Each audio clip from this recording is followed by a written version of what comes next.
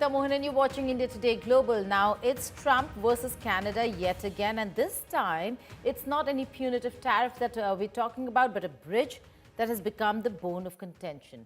Trump, in a post on Truth Social, threatened to stop the opening of a new $4.7 billion bridge connecting the Canadian province of Ontario to the U.S. state of Michigan unless Washington was fully compensated for everything.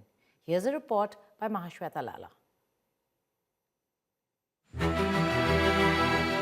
Trump's attacks on Canada and its leader Mark Carney are far from over. After Carney's speech at Davos and a phone call with the President Donald Trump, where the Canadian Prime Minister said he meant what he said at the World Economic Forum, a new threat now confronts Ottawa. Trump, in a post on Truth Social, threatened to stop the opening of a new $4.7 billion bridge connecting the Canadian province of Ontario to the U.S. state of Michigan unless Washington was fully compensated for everything that U.S. gave to Canada. The opening of Gordie Howe International Bridge is now under threat. The construction of the bridge, which began in 2018, is being funded by the Canadian government but will be publicly owned by both Canada and Michigan. The organization developing the bridge, Windsor-Detroit Bridge Authority, is wholly owned by the Canadian government. The Maroon family, American owners of the another bridge called the Ambassador Bridge, had urged Trump during his first term that the then under construction Gordie Howe International Bridge challenge their exclusive ability to collect tolls. The Ambassador Bridge connects Detroit to Canada. But the bridge is not the sole contentious issue. Recent visit of Prime Minister Mark Carney to China has also not gone down well with Washington. Carney is head-on confronting remarks and rubbishing Trump's claims that Canada lives because of the United States. This has further irked the US president. Many seek Mark Carney as one of the leaders in the West standing up to the bullies of the US president.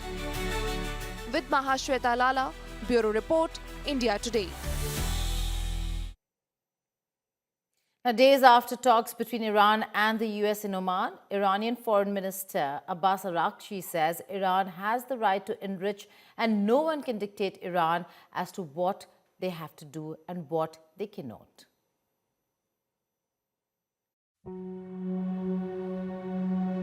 Days after Iranian Foreign Minister Abbas Araghchi met US Special Envoy Steve Witkoff and Jared Kushner in Muscat, advisor to Iran's Supreme Leader Khamenei, Ali Larijani, landed in Oman.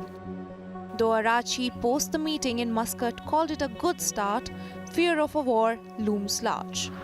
Iran has maintained that it has the right to enrich, and no one can force or tell the Islamic country what to have or not have. Why have we insisted on enrichment so much and are we not willing to give it up, even if the war is imposed on us? Because no one has the right to tell us what we should and shouldn't have. This is based on the principle of negation of domination. I have the right to enrich. According to the law, it is up to me whether I exercise this right or not. The fact that it was said over the years that you don't have the right to enrich, zero enrichment, why?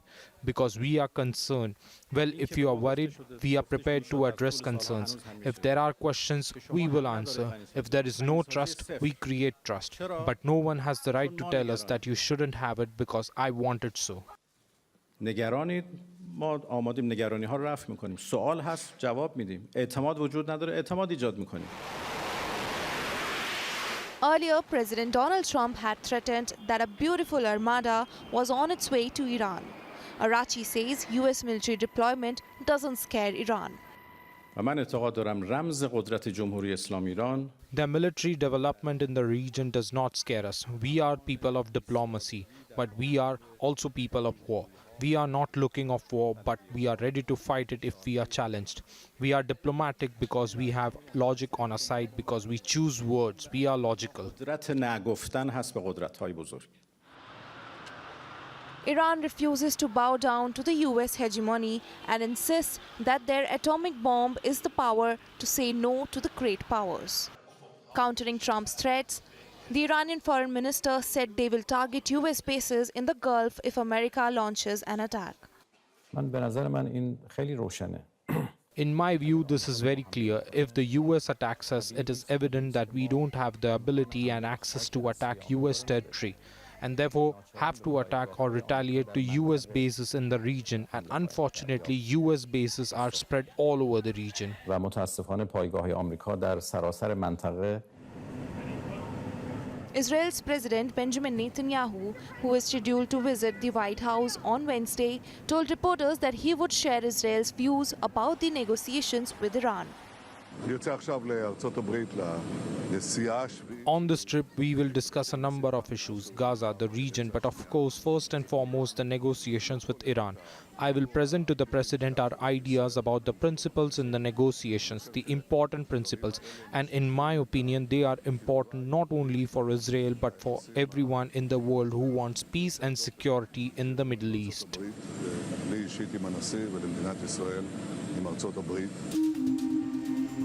Washington has been demanding that Iran should give up its persuasion of nuclear program, but Tehran says its nuclear program is meant for civilian purpose and for the interests of the Iranians. Trump's constant threats of beautiful armada being sent towards Iran and dispatch of USS Abraham Lincoln has intensified tensions between the US and Iran, with major global players urging for peace and dialogue. With Mahashweta Lala, Bureau Report, India Today. Now, after the United States imposed a blockade on oil to Cuba, resulting in severe energy crisis and forcing Cuba to warn international airlines that jet fuel will no longer be available on the island beginning today. A notice to the aviation, that's NOTAM, said the shortage is set to last from February 10th through or until March 11th. Cuba has relied on Venezuela for its jet fuel, but it has not received any crude or refined products since mid-December, when the U.S. moved to block the South American nation's exports. Since the toppling of Maduro government and his capture by the United States of America, President Donald Trump shifted focus on Cuba and said the Caribbean nation will not receive any oil from Venezuela. He's also threatened to slap tariffs on any nation sending fuel to Cuba. Mexico has also announced that it was suspending its shipments after Trump's threat to impose tariffs. Meanwhile, Cubans lined up outside the Nicaraguan embassy in Havana seeking visas after Managua suddenly ended visa-free travel for Cuban citizens, leaving many with purchased tickets uncertain about their ability to leave the island. The measure eliminates the visa waiver that had been in place since 2021 to promote tourism and humanitarian family relations between the two countries. However, China said it opposes any foreign interference in the internal affairs of another country.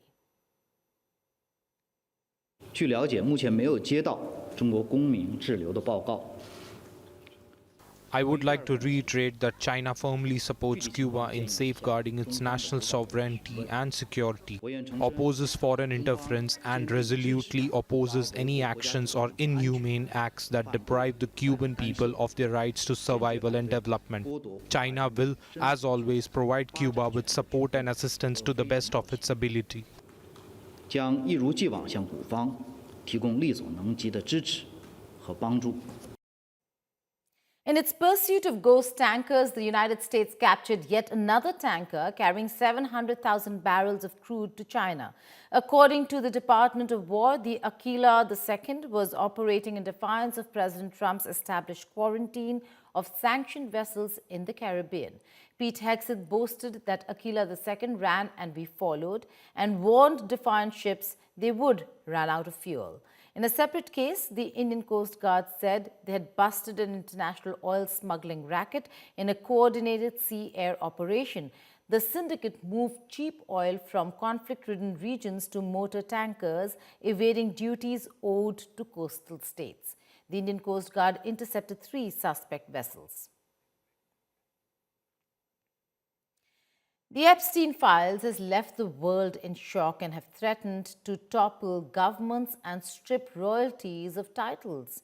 Jeffrey Epstein associate Ghislaine Maxwell refused to answer questions at a deposition before the U.S. House Committee on Oversight and Government Reform. Maxwell, who was found guilty in 2021 for her role in helping Epstein sexually abuse teenage girls and is currently serving a 20-year prison sentence, invoked her Fifth Amendment privilege against self-incrimination and declined to answer questions.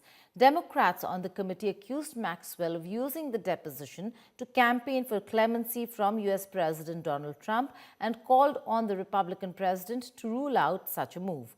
David Marcus, a lawyer for Maxwell, said he advised her to invoke the Fifth Amendment as she has a pending habeas petition that demonstrates that her conviction rests on a fundamentally unfair trial.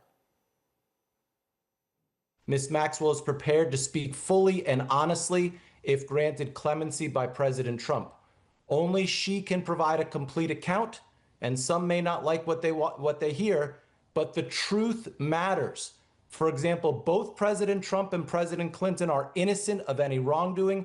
Ms. Maxwell alone can explain why, and the public is entitled to hear that explanation. Ms. Maxwell, were you a close friend and confidant of Jeffrey Epstein?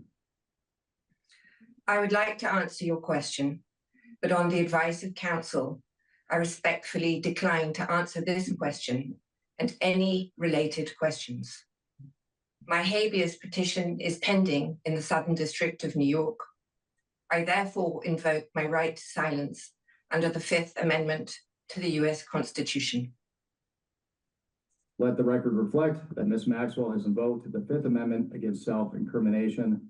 Ms. Maxwell, please be very clear. Are you declining to answer the question put to you solely on the ground that you believe the answer will incriminate you? I invoke my Fifth Amendment right to silence. Ms. Maxwell, did you at any time play any role in Jeffrey Epstein's activities involving the recruitment, grooming, or trafficking of young women or girls? I invoke my Fifth Amendment right to silence. And now from politics in Epstein files to some space news. Elon Musk's SpaceX is looking towards building a self-growing city on Moon. This, it says, is a faster and more practical path for humanity's long-term future beyond Earth. According to Musk, lunar missions can be launched every 10 days with a travel time of roughly 2 days, contrary to Mars, which can be possible when planetary alignment occurs every 26 months, with each journey taking about 6 months. Musk explained that the Moon offers a much quicker development cycle compared to Mars. While the Moon now takes priority, Musk made it clear that Mars remains central to SpaceX's broader mission. The company plans to begin efforts toward building a Mars city within the next 5 to 7 years, when perhaps Moon City is within SpaceX's control. That's all on this show. Thank you for watching. Goodbye and take care.